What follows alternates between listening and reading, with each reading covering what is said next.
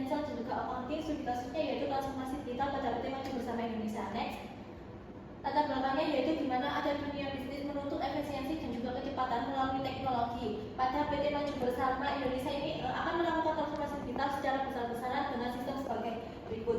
Namun, dari sistem-sistem ini ada beberapa tantangan, antara lain karyawan yang khawatir sistem yang baru akan mempengaruhi kebutuhan tenaga kerja, lalu ada 60% karyawan yang takut tidak familiar dengan teknologi digital, ada karyawan yang sudah nyaman dengan sistem kerja yang sebelumnya, lalu ada kekhawatiran, keraguan terhadap data e-cloud, dan juga manajemen yang kurang dalam menjelaskan why and what in for me. Next. Tujuannya yaitu agar menyatukan seluruh data, meningkatkan efisiensi, dan juga mempercepat pengambilan keputusan. Next.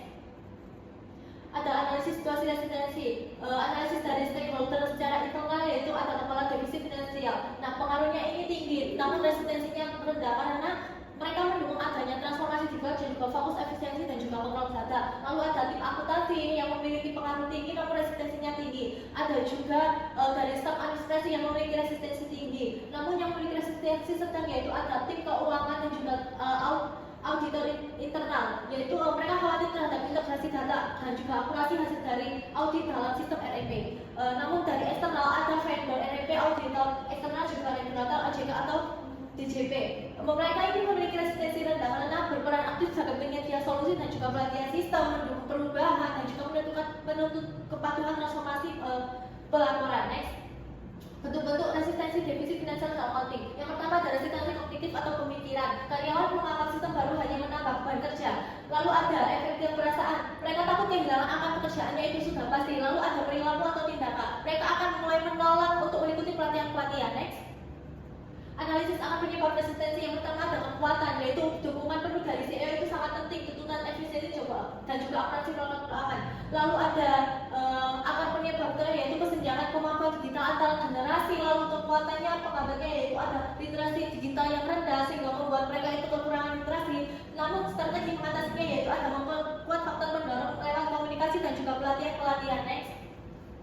Kesiapan menghadapi perubahan. Yang pertama adalah hasil pemetaan kesiapan. Hanya 35% staf finansial juga accounting merasa siap menghadapi transformasi digital. Lalu faktor yang mempengaruhi yaitu kesenjangan komunikasi, kompetensi teknologi, dan juga dukungan manajerial. Strategi untuk meningkatkan kesiapan ini yaitu bisa tadi pelatihan, mentoring, arahan komunikasi, empati, dan juga keterlibatan langsung pimpinan yang tentunya sangat berdampak pada perubahan transformasi digital ini. Next.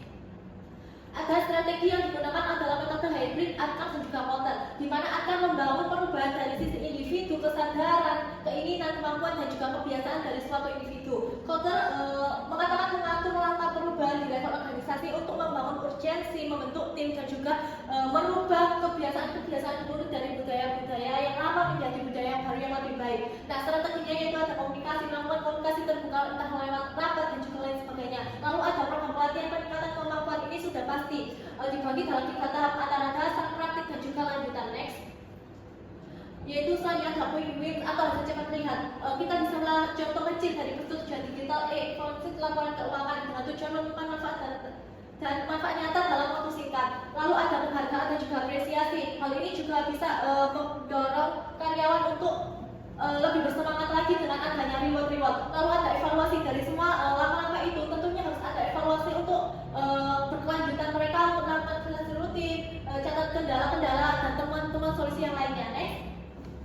Nah, lalu ada roadmap di sini dibagi atas bulan pertama sampai dengan 12, yaitu yang bulan pertama yaitu pembukaan, lalu bulan kedua ada digital finansial, bulan ketiga sampai keempat perencanaan implementasi, bulan kelima ada manajemen resiko, lalu bulan ke-6 dan 8 ada implementasi RP, lalu bulan ke-9 sampai 10 ada optimization dan quick win, lalu bulan ke-11 ada budaya digital atau reward, dan yang terakhir pada bulan ke-12 adalah protes atau evaluasi. Next.